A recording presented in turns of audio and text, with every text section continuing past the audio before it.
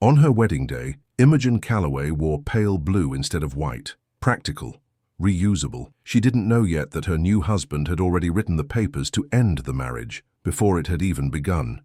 He told his butler it meant nothing. He told himself the same. But some men burn their own escape routes the moment they finally understand what staying might cost them to lose. Theodore, Duke of Wrenfield, preferred a column of figures to almost anything else in his life. A debt was a clean thing. It had a beginning, a sum, and an end. It did not require sentiment, did not ask to be understood, did not change its mind. He sat now in his London study with the Calloway accounts spread before him, the columns marching down the page in a clerk's careful hand, and felt the particular satisfaction of a problem that could be solved by writing a number and signing his name beneath it. He had learned young that most things in his life refused to be so simple. A knock. Hartley in the doorway, his expression composed into its usual careful neutrality. "Sir Calloway, your Grace," and his daughter. Theodore set down his pen. "Show them in." Sir Calloway entered first, a stout man whose coat had been good once, and was now merely respectable, his hat held against his chest like a man bracing for bad weather indoors. Behind him came a young woman in grey, perhaps 23, who did not look at the floor the way her father did. "So, your Grace." Sir Calloway bowed too low, too long. "I cannot tell you how deeply I appreciate that is. My family's situation, as you are aware, has been—" "Sit down, Sir Calloway." Theodore gestured to the chairs opposite his desk. "There is no need to apologize for arithmetic." The baronet sat still talking, something about gratitude and honor and the difficulties of the present economy.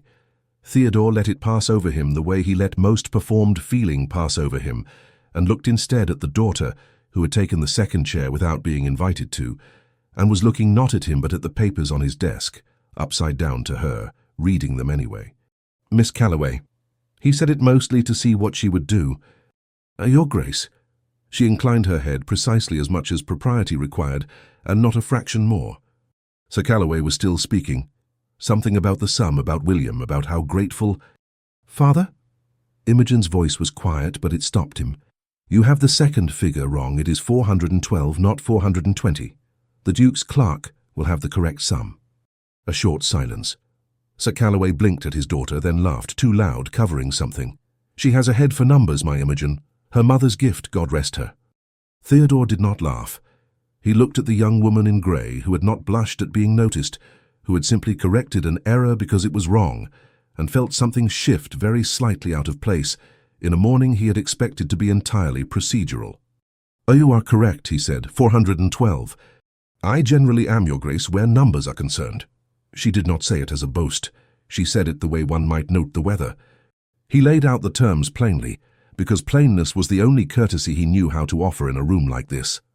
The debt-gaming losses, compounded by a bad investment, made in an attempt to recover the first loss, the particulars hardly mattered, would be settled in full. In exchange, an understanding.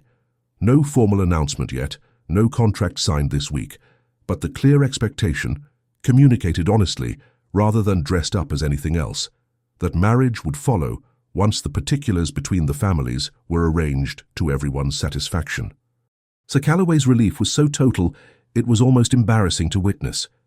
He thanked Theodore 4 separate times in the space of 2 sentences, pressed his hand at one point as though Theodore had done him a personal kindness rather than a calculated one, and seemed for a moment genuinely on the verge of further tears. Imogen said nothing for a long moment. Then, "And if I do not consent, Your Grace, when the particulars come to be arranged—" Sir Calloway made a strangled sound, half rising from his chair. "Imogen, the Duke has been more than generous. You cannot mean to—" Theodore held up a hand mildly to quiet him, and looked at her instead. "It is a fair question, Sir Calloway. I would rather answer it honestly than have it sit unasked in the room." He turned back to Imogen. "Then you do not consent. I am not in the business of forcing brides, Miss Calloway. I am in the business of settling debts. The two need not be the same transaction if you find them objectionable." Something crossed her face. Not gratitude, not quite surprise, something more careful than either. "I see. Do you object?" "I have not decided." She met his eyes directly, which her father had not done once in the whole interview. "But I thank you for asking, rather than assuming. Most men in your position would not have troubled themselves with the distinction." Most men in my position have not been corrected on a sum of £8 by the lady they intended to marry 3 minutes into an acquaintance. A dry note entered his voice, almost despite himself. I find the distinction rather forces itself upon a man, under the circumstances. It was, Theodore thought afterward, an entirely unremarkable thing to say, and yet it stayed with him longer than anything her father had said, all his performed gratitude amounting to less, in the end, than one young woman's plain refusal to pretend she had already decided. "A baronet's daughter," Hartley said after the Calloways had gone, setting a fresh log on the fire with the unhurried economy of a man who had performed the same task 10,000 times. "Sensible, by the look of her. She corrected her father's sums in front of me." Theodore had returned to his desk, though he was not at present looking at anything on it. Without apology. "That would seem sensible, Your Grace, if the sums were wrong." "I did not say it was a fault." "I know, Your Grace." Hartley straightened, brushed a fleck of ash from his sleeve. "You did not." Theodore looked at him for a moment. Hartley, who had stood in this house since before Theodore's father died, who had watched a boy of 19 become a duke in the space of a single terrible week, and had never once, in 11 years, offered an opinion Theodore had not specifically asked for. It was, Theodore had always assumed, simple professionalism. Tonight, it felt, briefly, like something closer to restraint. "You disapprove," he said. "I have formed no opinion to disapprove with, Your Grace." A pause exact in its length. "The debt is settled honourably. The lady is not being deceived as to the terms. I see nothing in it requiring my opinion." "That was not a denial, Hartley." "No, Your Grace." Hartley picked up the empty decanter, turned for the door. "It was not." Theodore let him go without pressing further. It was not, he told himself, a matter that wanted further pressing. A transaction concluded honourably, nothing more complicated than that. He returned to the Calloway papers, intending to file them away with the rest of the household's settled business, and found some minutes later that he had not turned a single page. The Calloway townhouse, when Imogen returned to it that afternoon, smelled faintly of damp and old paper, the particular smell of a house where economies had been practiced for longer than anyone cared to admit aloud. She found her brother in the small back parlour that served as a study, head in his hands over a sheet of figures that bore no resemblance, she suspected, to the ones the Duke's clerk had drawn up. "William!" He looked up. 22, handsome in the unfinished way of young men who have not yet been forced to grow into their own faces, and presently looking very much like a boy caught at something. "Is it settled?" Father said. "It is settled." She sat across from him, did not reach for his hand, though she wanted to. Comfort in this family had a way of becoming permission. "The debt is paid. There is an understanding between myself and the Duke of Wrenfield that a marriage may follow it." "May?" "May." She said it carefully. He was plain about the terms. "I am not obligated." He made a point of saying so more than once. William's face did something, complicated relief and shame both, badly hidden. "I never meant for it to come to this, Imogen. The first loss, I thought I could recover it, and then the second wager seemed the only sensible course. And then—" He stopped himself, pressed the heel of his hand briefly against his eyes. "I have made a thorough mess of things. I am not asking you to account for it again." She had heard the accounting 4 times already. She did not require a 5th. "I am asking you to let it be the last time." He nodded, miserable, young. "It will be. I swear it to you, Imogen. I have learned—" "I believe you mean it." She did not say whether she believed the rest. "That will have to be enough for tonight." She rose, crossed to the small writing desk in the corner, and drew out the slim leather ledger she kept there. Not the household accounts proper, which her father nominally oversaw and actually ignored, but her own private record, kept faithfully each night since she was 16, of what the family actually owed and to whom and how much remained. It was not a romantic habit. It was simply the only way she knew to keep the ground from shifting entirely beneath her feet. She opened to a fresh line and wrote, in a hand far steadier than the conversation had been, "Calloway debt to Wrenfield settled in full this day." Beneath it, after a moment's pause, she added nothing further. There was nothing further yet that she knew to be true. 3 days later, at a private viewing of an exhibition neither of them had particularly wished to attend, Theodore found himself briefly without an audience, Imogen at his side examining a landscape with more attention than it likely deserved. "You did not answer my question," he said. When you asked whether you might refuse, I told you that you might. I did not ask whether you wished to. You did not. She did not look away from the painting. I assumed it was not yet the moment for the question. It is not. I'm asking a different one. He kept his voice low, the gallery half empty around them, no one near enough to overhear. What do you expect, Miss Calloway, if the particulars are arranged as my solicitor and your father both clearly wish them to be? She considered this with the same unhurried precision she had given her father's arithmetic. I do not expect you to love me, Your Grace. That would be a foolish expectation, given the manner of our acquaintance, and I am not given to foolish expectations.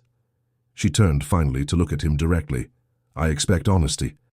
I expect that whatever household I am given, I will be permitted to run it properly, regardless of what either of us feels, or does not feel, about the other. I have run a household on very little before. I am not afraid of doing it again, even less. That is a modest set of expectations, he said when he had recovered himself. It is a realistic one. A small dry edge entered her voice. I find realistic expectations disappoint a great deal less than the other kind. My father has spent 20 years hoping for fortune to arrive by some means other than effort. I have watched what that hope costs a household, Your Grace, and I find I have no appetite left for it. And if I were to disappoint even a realistic expectation, then I should know precisely where I stood, which is more than most wives are afforded. She returned her attention briefly to the painting. I find I would rather have a clear unhappiness than a comfortable uncertainty. The first, at least, one can plan around. He did not have an answer for that. He found walking back to his carriage some 20 minutes later that he was still turning the exchange over, the way he turned over a column of figures that refused to sum correctly, not because anything in it had been unkind, but because nothing in it had been what he expected a transaction to sound like. He had gone looking for a debt settled. He had found instead a person who had told him precisely what she wanted and asked for nothing more than that, and the difference sat in him uneasily all the way home. The estate correspondence had been sitting on Theodore's desk for 3 days when he finally admitted to himself that he had been keeping it there on purpose. It was not urgent. A tenant matter at Wrenfield's home farm, a question of drainage and a disputed boundary hedge, the kind of small administrative knot his steward could likely untangle without him. And yet he had thought more than once in those 3 days of Imogen Calloway's voice in the gallery. I am not afraid of doing it again, and had found himself wondering, with a curiosity he did not entirely approve of, whether the claim would survive contact with anything more demanding than her father's arithmetic. He sent for her under the unremarkable pretext of a morning call, and when she arrived prompt, composed, a companion trailing at sufficient distance to satisfy propriety, he simply handed her the steward's letter without preamble. I find I would value a second opinion. She read it standing, did not sit until she had finished, and when she looked up her first words were not about the hedge at all.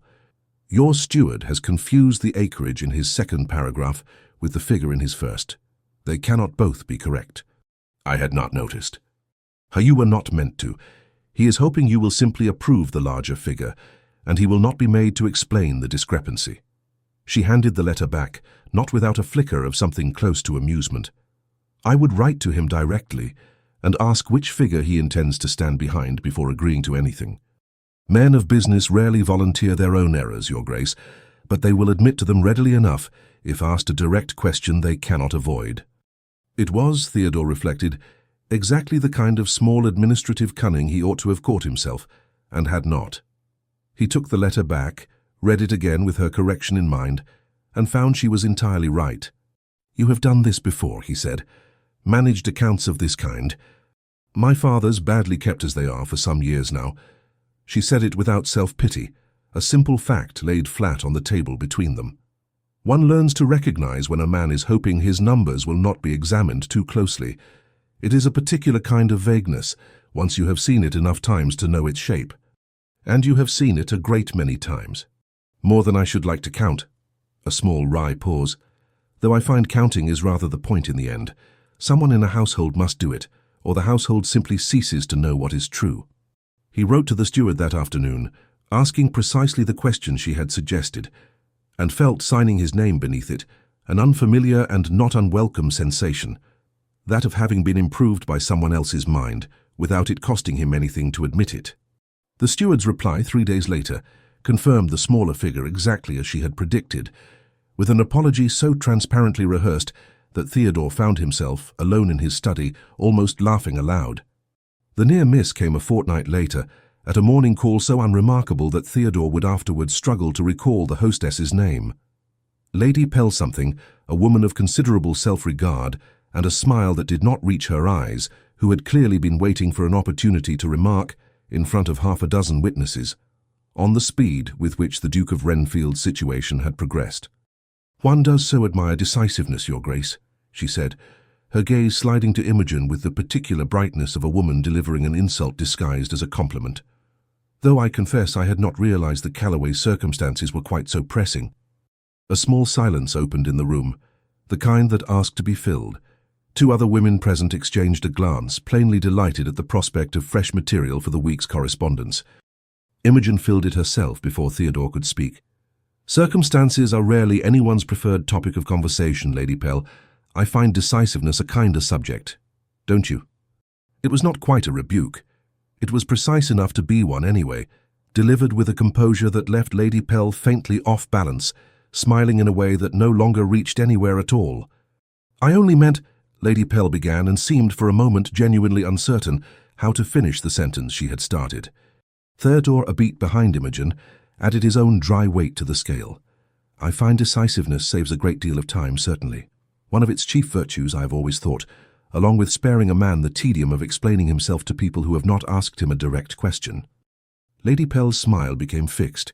She murmured something about fetching more tea, and did not return to that particular corner of the room for the remainder of the call. The conversation moved on, as conversations do, to safer ground, the weather, a forthcoming wedding entirely unconnected to either of them, the price of good silk that season. Outside in the carriage, the 2 of them alone for the first time that day, something in Imogen's careful composure finally cracked not into distress, but into something closer to laughter, quickly suppressed, her hand pressed briefly to her mouth. "Tedious," she managed. "You called her tedious to her face in front of her own drawing-room, and she had not the faintest notion how to answer you. I called the subject tedious. I am not responsible if she chose to apply it to herself. How you are not nearly so cold as you would like people to believe, Your Grace." She was still half laughing, unguarded in a way he had not yet seen from her. "I begin to suspect it is mostly performance, this reputation of yours." "And you are not nearly so composed as you would like people to believe," he returned. "If Lady Pell can undo you so thoroughly in private, having failed entirely to undo you in public, that is a very different thing, and you know it. One may hold one's ground and still find the whole business absurd, once the ground has been held." Her laughter faded, not unhappily, into something quieter, a real unguarded ease between them that neither of them, Theodore understood with sudden clarity, had expected to feel this soon, or perhaps at all. They sat with it for a moment, the carriage rattling on toward Berkeley Square. Neither of them speaking, both of them, he suspected, equally unsettled by how little effort the moment had required. The library that same week kept them later than either had intended. The last of the evening's small gathering had gone, a few of Theodore's particular friends, invited more out of obligation than enthusiasm, now departed, and the fire had burned down to its last honest heat. Imogen had taken up a book she did not appear to be reading. Theodore, across from her, found he had no genuine excuse left to remain in the room, and made none of the usual efforts to manufacture one. "Tell me something true," he said, "that has nothing to do with debts or households or arrangements." She looked up, surprised by the bluntness of it, such as, "What you wanted, before any of this." He gestured vaguely at the room, at the whole architecture of the last month. "Before William's debts, before my solicitor, before any of it. What did you want at 16, 17, when you still imagined you might choose?" She was quiet long enough that he thought she might decline to answer at all. Then, "I wanted to travel. Italy mostly. I had read every account of it I could find, badly translated half of them, and I used to imagine I would see it myself one day properly, not through someone else's letters." A small rueful smile. It seemed at 16 an entirely reasonable ambition. One simply had not yet done the arithmetic on what it would require. "I have grown rather practical since." "You might still." "I might." She did not sound convinced, though I find ambitions have a way of narrowing themselves to fit whatever room one is actually standing in. I have grown rather good at small rooms. There is a certain dignity to it, I have decided, if one refuses to resent the room itself. That seems a very deliberate kind of contentment. It is the only kind available to most people, Your Grace. I find it serves better than waiting for the other kind, which has a way of never arriving precisely when one expects it. He considered this, and considered too how much of himself he was prepared to offer in return. My father died when I was 19, suddenly an apoplexy, no warning at all. 1 week he was teaching me to manage the home farm, and the next I was burying him and being addressed as Your Grace by men twice my age, who plainly did not believe I was equal to it. He stopped. He had not meant to say this much. I learned very quickly that the only thing I could actually control was... He stopped again, more deliberately this time, aware he had been about to say something he was not prepared to finish. Imogen did not push. She simply watched him, waiting, and when it became clear he did not intend to complete the thought, she let the silence close over it gently, without comment, the way one might close a door someone else had opened only part way. It was, Theodore thought, its own kind of intimacy, not the words she might have asked for, but the grace of not asking for them. Mrs. Bellamy's drawing room the following afternoon was considerably warmer than the weather outside warranted, owing chiefly to the fire she insisted on keeping built up regardless of season, and to the particular heat of her attention once she had decided a subject merited it. "How you have gone quiet on me," she said, pouring tea with the brisk efficiency of a woman who had buried one husband and outlived most of his disapproving relations. "You used to tell me everything, Imogen, down to the last tedious detail of your father's mismanagement. Now I ask after the Duke and you give me weather." "There is little to tell. There is a great deal to tell, judging by your face, which is doing entirely too much work to convince me otherwise." Mrs. Bellamy set down the teapot, fixed her niece with the look that had, in Imogen's experience, never once failed to extract the truth. "Does it still feel only a transaction to you?" Imogen opened her mouth to say yes, and found to her own quiet surprise that the word would not quite come. "He is not what I expected," she said instead, carefully, as though testing the weight of each word before committing to it. "I expected coldness, or indifference dressed as courtesy. I did not expect—" She stopped. "Did not expect to find yourself thinking of him," her aunt supplied, not unkindly. "Rather more than the arrangement strictly requires." "I did not say that." "You did not need to." Mrs. Bellamy's smile was dry, fond, entirely unsentimental. "I have known you since you were in short skirts, my dear. You have never once blushed over a column of figures, however large the sum, and you are blushing now at the mere mention of a man's name." "I am not blushing." "You are rather charmingly, and I shall not torment you further about it." Her aunt's tone gentled just slightly. "I will only say this, Imogen, and then I shall let the matter rest. You have spent your whole life managing other people's mistakes so carefully that you have never once permitted yourself a feeling you had not first approved in advance. There is nothing wrong with that, as a method of surviving a difficult household. But a marriage is not a household ledger, however much you might wish it to behave like one." Imogen said nothing further, which was, they both understood, its own kind of confession. He arrived to walk her home from her aunt's that evening, rather than send the carriage, an unnecessary courtesy he did not examine too closely before offering it. Dusk had settled over the square, the lamplighters not yet come, the street caught in that particular grey hour where faces become harder to read and easier to mean something by.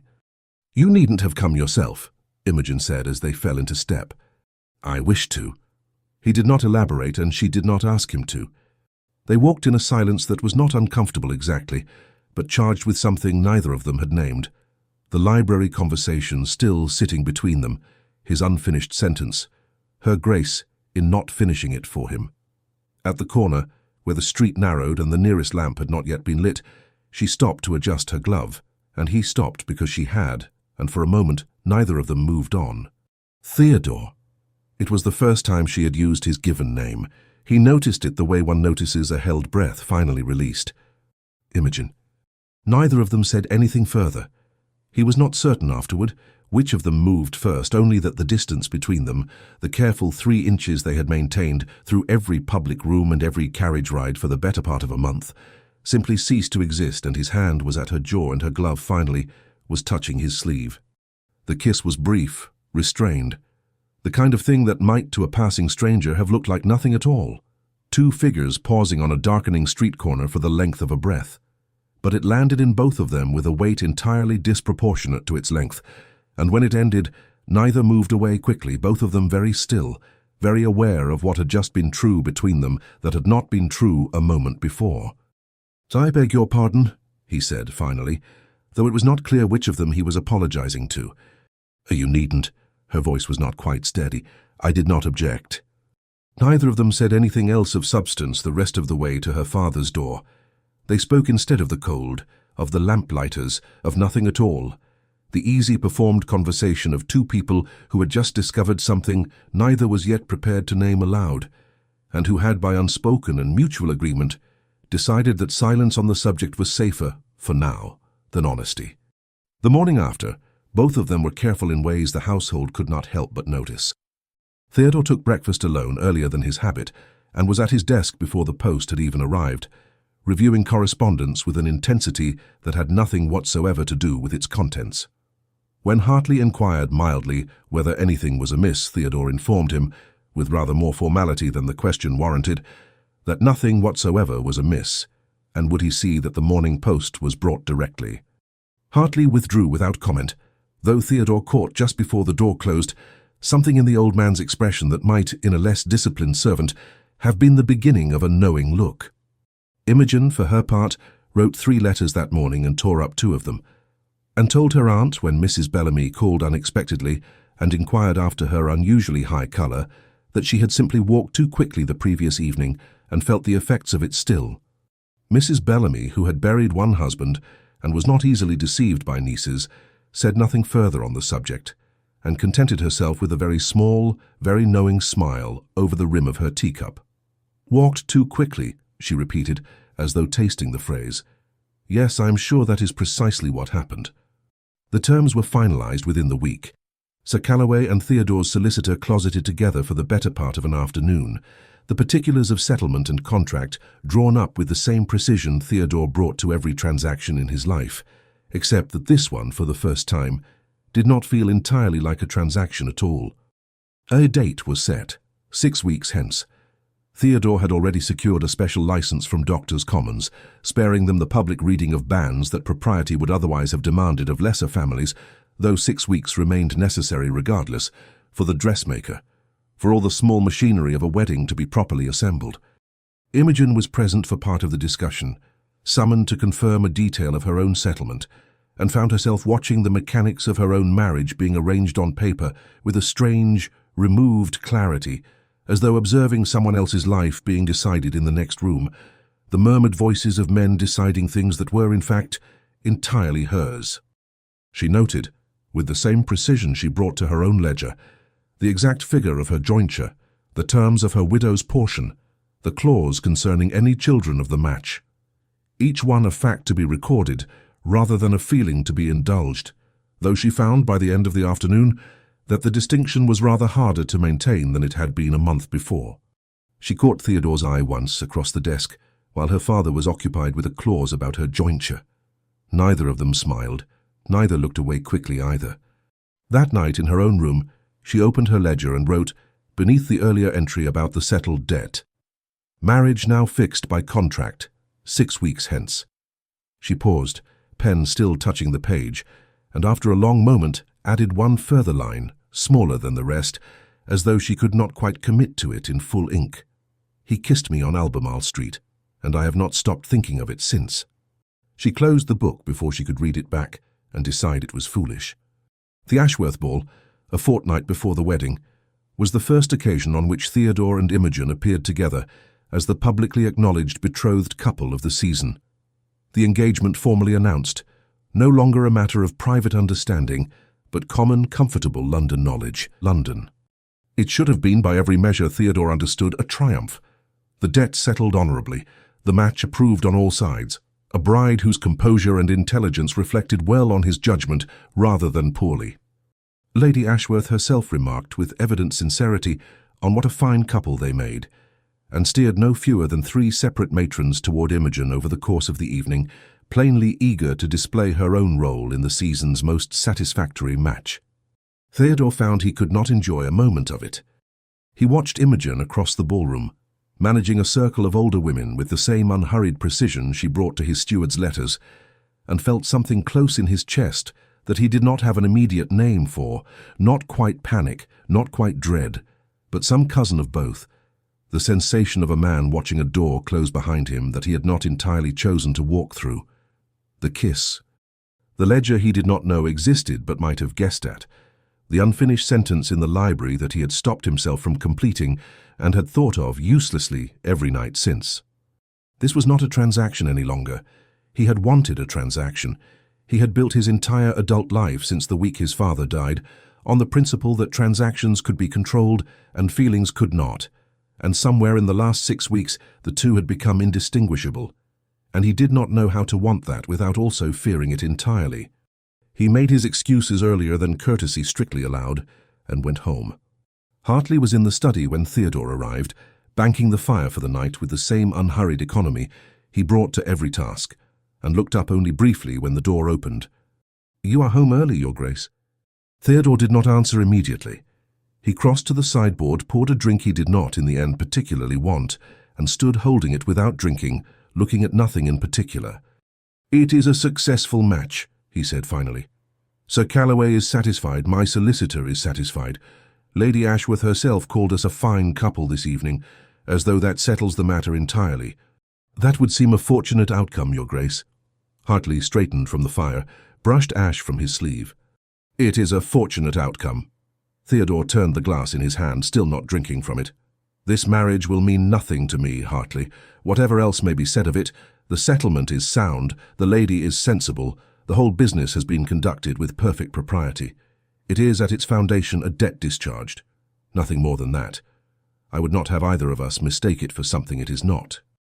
He said it the way a man says a thing he has decided to believe, rather than a thing he has found to be true too precisely, too much like an argument addressed to an audience of one. The room was very quiet after he finished speaking. Hartley did not answer at once.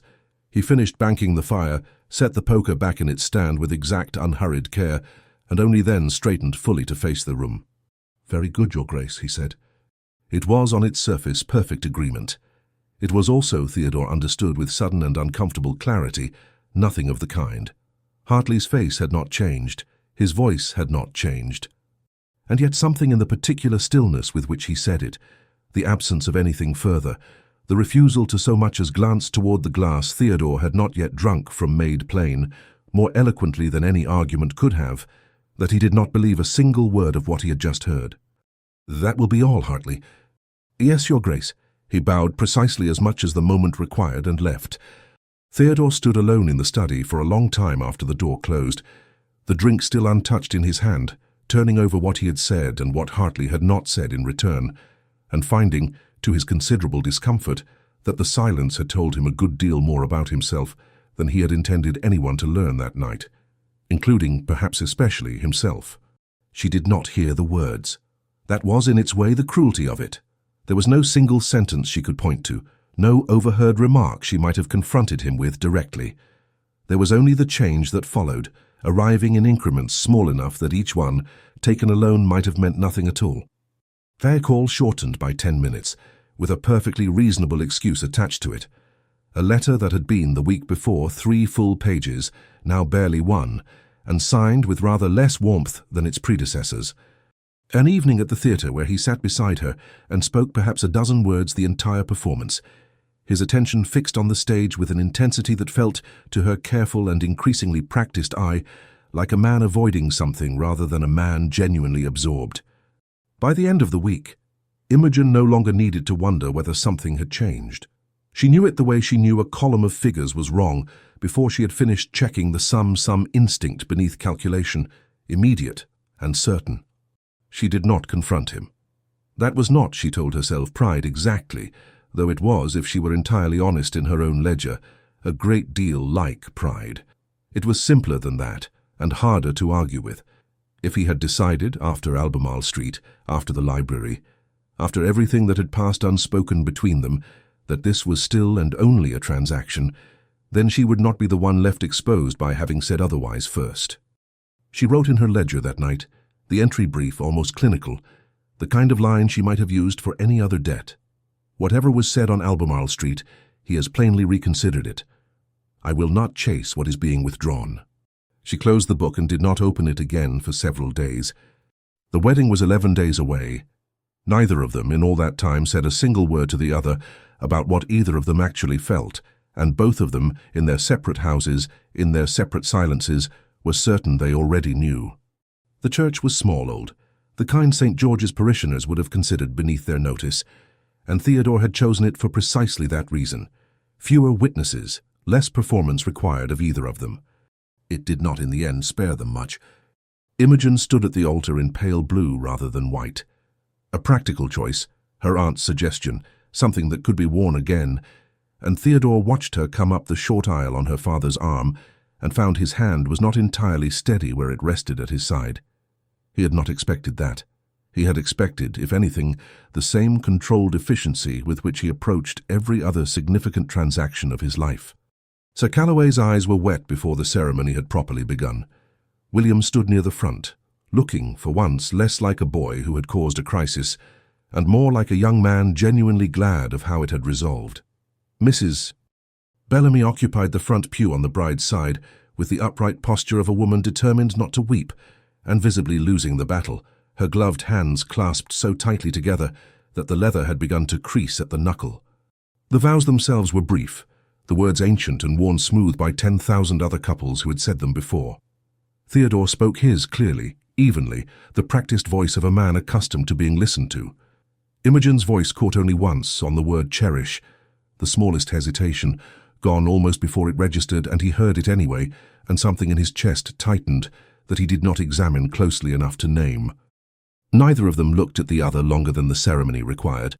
Neither of them looked away faster than courtesy demanded either. When the rector pronounced them married, the small congregation's polite applause felt to Theodore oddly distant, as though it were happening to someone else, in some other church, while he stood very still beside a woman he had kissed once on a darkening street corner, and had not spoken to honestly since. The wedding breakfast was brief, efficient, exactly as much performance as the occasion demanded, and not a moment more.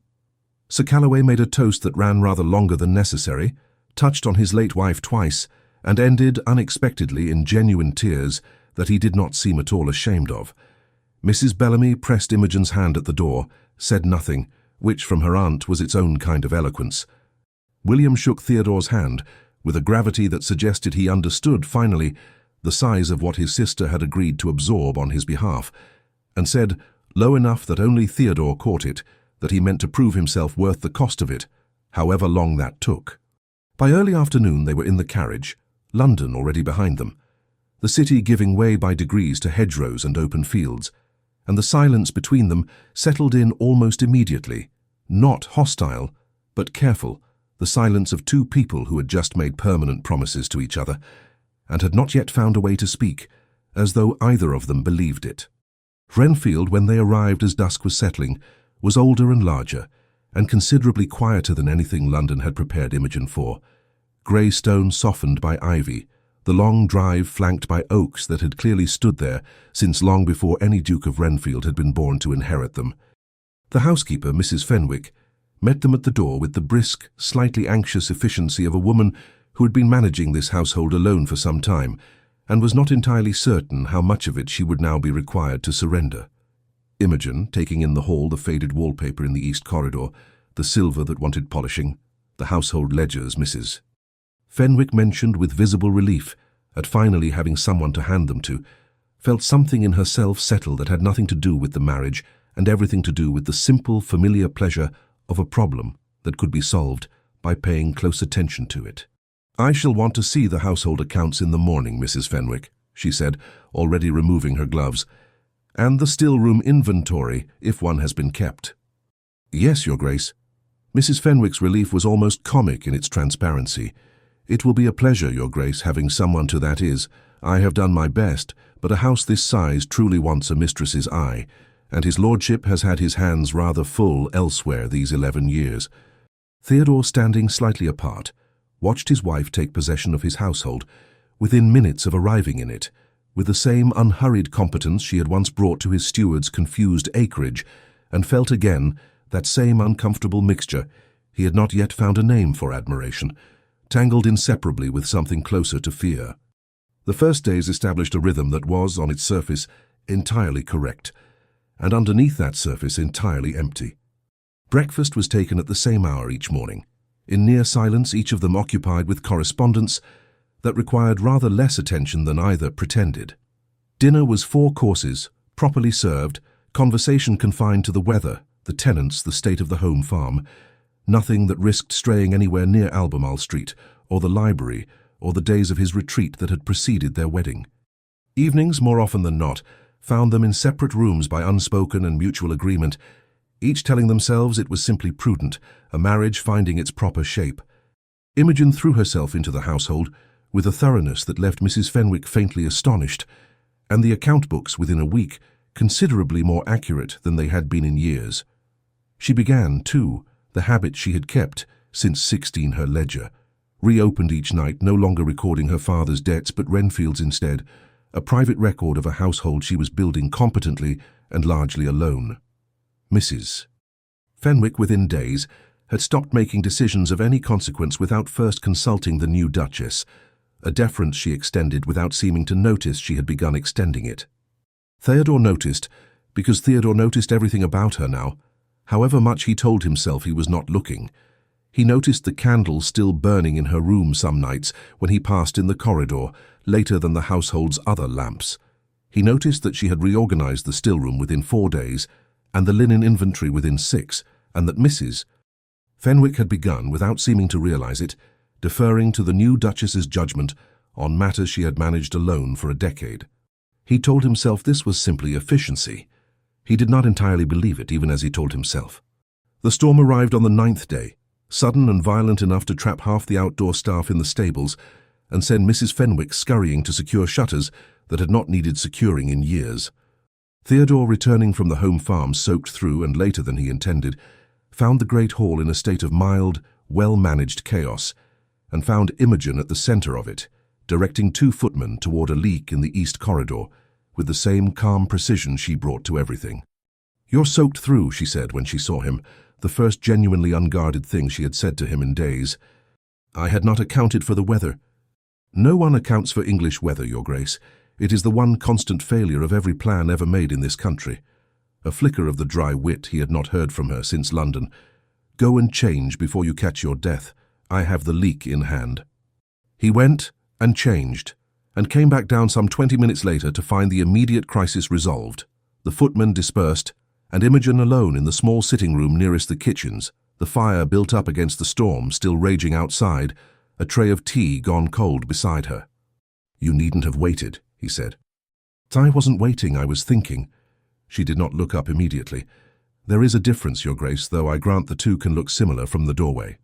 He sat, because there was nowhere else in the small room to be that did not feel deliberately, awkwardly distant, and for a long moment neither of them spoke, the storm filling the silence where conversation might otherwise have gone.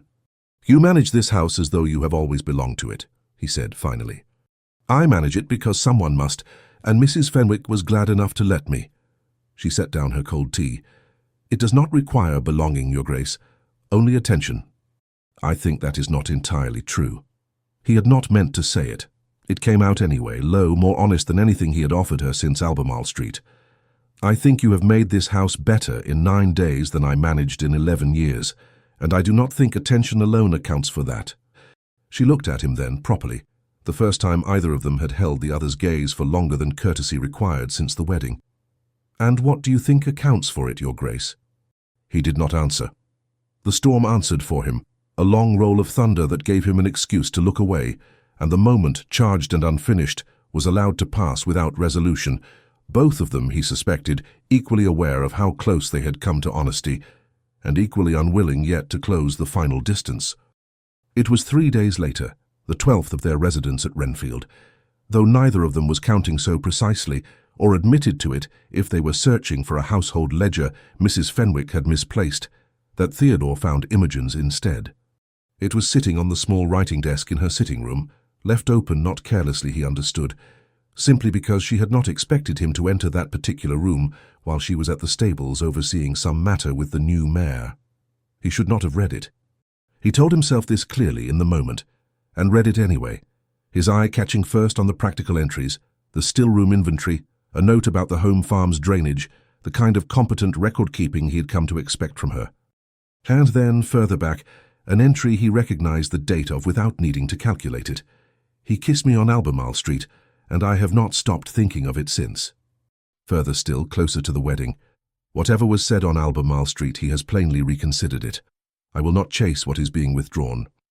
He closed the book carefully, exactly as he had found it, and stood in the small sitting room for a long moment, something in his chest that felt very much like the floor giving way beneath a structure he had thought, until that moment, was built on solid ground.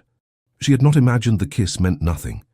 She had decided instead that he had reconsidered it, had felt him withdraw in the days before the wedding, and concluded, with the same precise, unsentimental logic she brought to every column of figures, that the withdrawal was a verdict rather than a panic.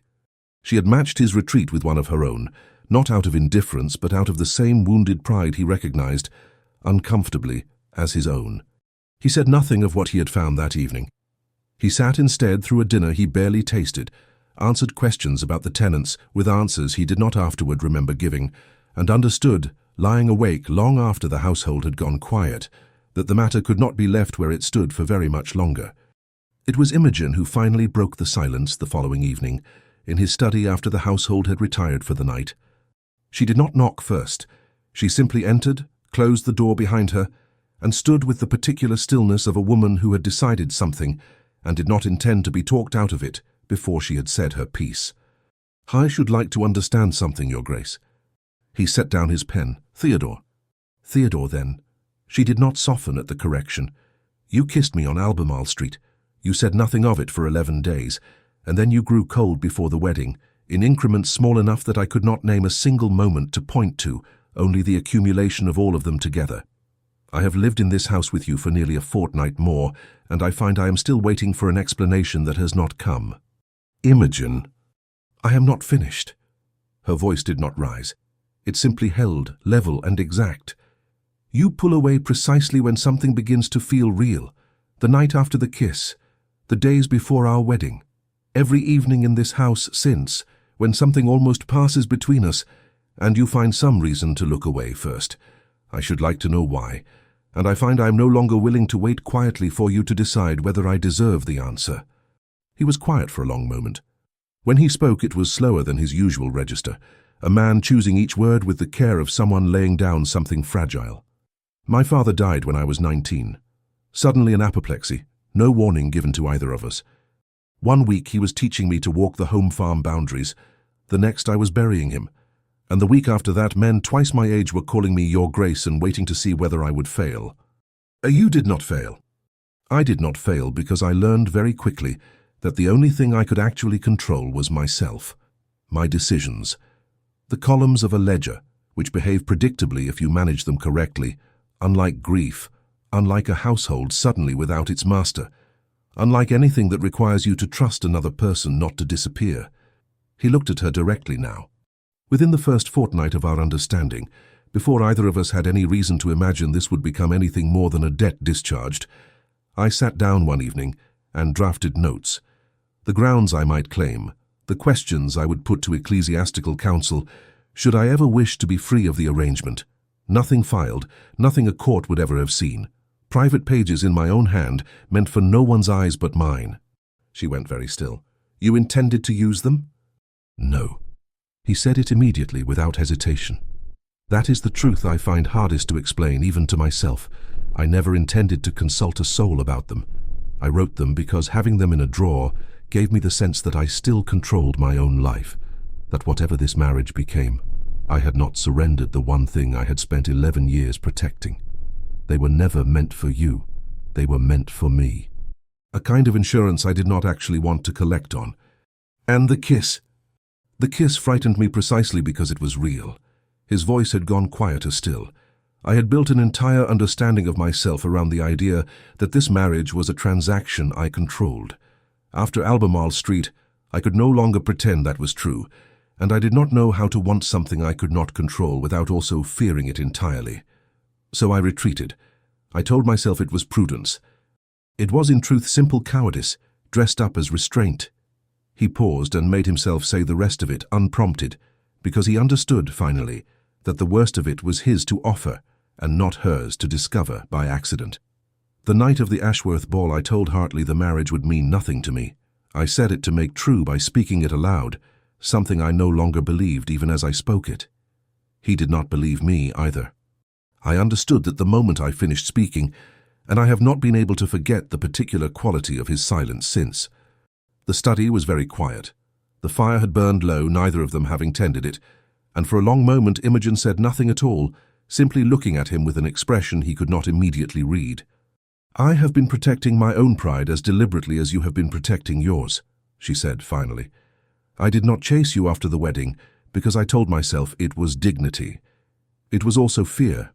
The fear of offering something honest to a man who had already, as I believed, decided I was not worth the risk of honesty in return. You were never that to me." The words came out rougher than he intended. "Not for a single day since the gallery, when you told me you expected nothing but honesty and the freedom to be competent. I have wanted every day since to be the kind of man who could simply tell you that, and I did not know how until tonight forced the question past whatever I had built to keep it contained." She was quiet for a moment, turning something over. "And what would you have done, Theodore, if I had never found that ledger entry written and never confronted you tonight? Would you have told me any of this in time? Or would we have gone on as we were, each of us certain of the other's indifference for years rather than weeks?" It was a fair question, and he did not answer it quickly. "I do not know," he admitted. "I should like to believe I would have found the courage eventually. I am not at all certain that is true. I have spent 11 years rewarding myself for control and have had very little practice at the alternative." "Then I am glad I found the ledger entry," she said, "however little credit either of us can take for the manner of its discovery." The private pages were in the bottom drawer of his desk, beneath a layer of older correspondence he had not disturbed in months. He retrieved them without being asked, set them on the desk between them, and Imogen looked at his own careful, private handwriting dates, half-formed legal questions, the cold architecture of an ending neither of them, it was now clear, had ever truly wanted. "May I?" she asked. He nodded, and watched her take the pages in her own hands, read enough of them to understand their shape and then hand them back without comment, her expression unreadable except for the steadiness with which she held his gaze. He crossed to the fireplace, knelt, and fed the pages into the low-banked fire one sheet at a time, watching his own handwriting curl and blacken and vanish. It was a small, unspectacular action. There was no grand speech in it, no further explanation required beyond everything already spoken in the last quarter hour. The pages simply burned, and when the last sheet had caught and curled to ash, he remained kneeling a moment longer, watching the fire settle, before he rose and turned back to her. "I do not need the insurance any longer," he said. "I have not, I think, for some time. I was simply too proud to admit it." Imogen crossed the room to him, the distance between them closing for the second time since Albemarle Street.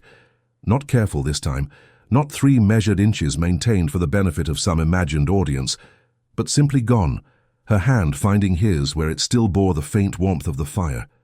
"Then we are agreed," she said, "that pride is a poor substitute for honesty." "We are agreed." The kiss that followed bore no resemblance to the restrained, startled thing on Albemarle Street.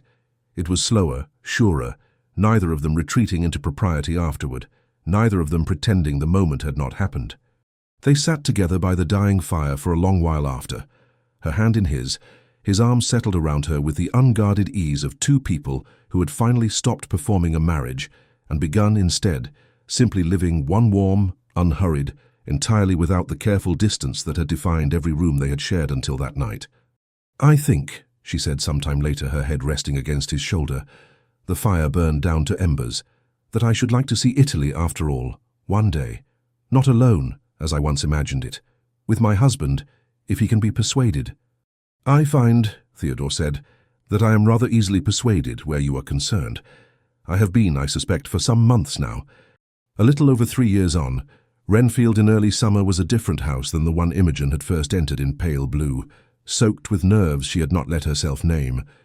The east corridor no longer leaked. The household ledgers, kept now in a hand that had grown steadier and more confident with each passing year, recorded a home farm in better order than it had been in living memory, and a duchess whose judgment Mrs. Fenwick had long since stopped second-guessing and started simply trusting. The promised journey to Italy had come to pass 2 summers prior, a wedding gift Theodore had insisted upon the moment the harvest accounts allowed it, and Imogen still kept, pressed between the pages of her ledger, a single dried flower from a garden outside Florence that meant nothing to anyone but the 2 of them. In the great hall on a particular bright morning, a small wooden horse lay abandoned precisely where someone was certain to trip over it, and Cora, not yet 4, dark-haired like her father, possessed of her mother's exact and unhurried way of correcting anyone she judged to be wrong, was presently engaged in helping a long-suffering footman polish the silver, her small hands accomplishing rather less than she believed they were. "You've missed a spot, Thomas," she informed him, with the particular gravity of a small girl who has heard her mother say something similar and understood it to be both true and important. "Mamma says one must look properly, not just quickly." "Quite right, your ladyship," Thomas said with admirable solemnity, and polished the spot again. In the study, the same room where 3 years before, Theodore had once told Hartley that a marriage would mean nothing to him, and had not believed a word of it, even as he spoke it. Imogen sat now beside her husband, rather than across from him, both of them bent over the same household ledger, the infant heir asleep against her shoulder, one small fist curled in the fabric of her gown. "The home farm accounts again," Theodore observed, glancing at the familiar steady hand filling the page. "I begin to think you enjoy them more than I do." "I enjoy that they behave predictably if managed correctly." She did not look up, but there was warmth in it now where once there might have been only precision. "I learned that principle from a man who once told me he preferred a column of figures to almost anything else in his life." That man, Theodore said, had not yet met his wife. She glanced up at that, something easy and unguarded passing between them. No careful distance left to maintain, no performance required for any audience, simply 2 people who had built, slowly and honestly, exactly the kind of household she had once told him, in a gallery in London, that she intended to run properly regardless of what either of them felt. They had come, in the end, to feel a great deal. Neither of them any longer needed to say so aloud for it to be entirely true. Cora appeared in the doorway, the abandoned wooden horse now recovered and clutched against her chest, and announced with the gravity of a much older child delivering important news that Thomas had finished the silver, and she had helped ever so much. "I'm certain you did," Imogen said, and held out her free arm, and Cora climbed up beside her mother with the easy confidence of a child who had never once known this house to be anything but warm. Hartley found them there some while later, bringing in the afternoon post with the same unhurried economy he had brought to every task in this household for some 15 years now, and paused a moment longer than strictly necessary in the doorway before announcing himself. The Duke and Duchess, heads bent together over a ledger, neither of them was reading with any particular urgency. The young lady Cora, curled against her mother's side, already half asleep in the warm afternoon light. The infant boy who would in time inherit it all, the Earl of Calder, by courtesy of his father's lesser title, though at present he was sleeping soundly, entirely undisturbed by a household that had, in Hartley's considerable experience, become a genuinely happy one. "The post, Your Grace," he said, setting it on the corner of the desk. Theodore looked up. "Thank you, Hartley." "Will that be all, Your Grace?" "It will." A pause, and then with a small dry warmth that had not been part of his register 3 years before. "Though I find I owe you a debt of some standing, Hartley, for a silence you once offered me that I did not at the time particularly thank you for." Hartley's expression did not change a great deal. It rarely did, but something in the set of his mouth suggested unmistakably that he understood precisely what was being referenced, and was, in his own quiet and entirely unsentimental way, content with how it had resolved. "I am glad to hear it, Your Grace," he said. He hesitated the smallest pause before adding, "I find a household runs considerably better, Your Grace, when its master no longer requires my silence to disagree with him." "That is the closest I believe you have ever come to an outright opinion, Hartley." "I should not like to make a habit of it, Your Grace." But there was something almost approaching warmth in the old butler's bow before he left them to the rest of the afternoon. That evening the children settled and the house gone quiet around them. Theodore and Imogen sat together by the fire in the small sitting room nearest the kitchens. The same room, the storm-soaked evening 3 years before, where she had told him attention alone did not account for what she had built in this house, and he had not yet been honest enough to answer her properly. There was no careful distance between them now. No measured 3 inches maintained for some imagined audience. No performance left anywhere in the marriage worth keeping up. Her head rested against his shoulder. His hand, unhurried, moved idly over hers where it lay against his chest, and neither of them spoke for a long while, the fire settling, the house entirely still around them. "Do you ever think of Albemarle Street?" she asked finally into the quiet. "Often?" He pressed a kiss, light and unhurried, to the crown of her head. "Though I find I no longer need to think of it as the beginning of anything uncertain. Only as the first honest moment in a marriage that has given me a great many more since." She tilted her face up to his, and the distance between them, the small remaining inch that habit alone might still have maintained, simply ceased to exist, nothing held back, nothing performed, only the quiet, complete closeness of two people who had finally, after every careful retreat and every reluctant honesty, arrived somewhere true. Don't forget to like and subscribe, or at least leave a comment if you enjoyed the story.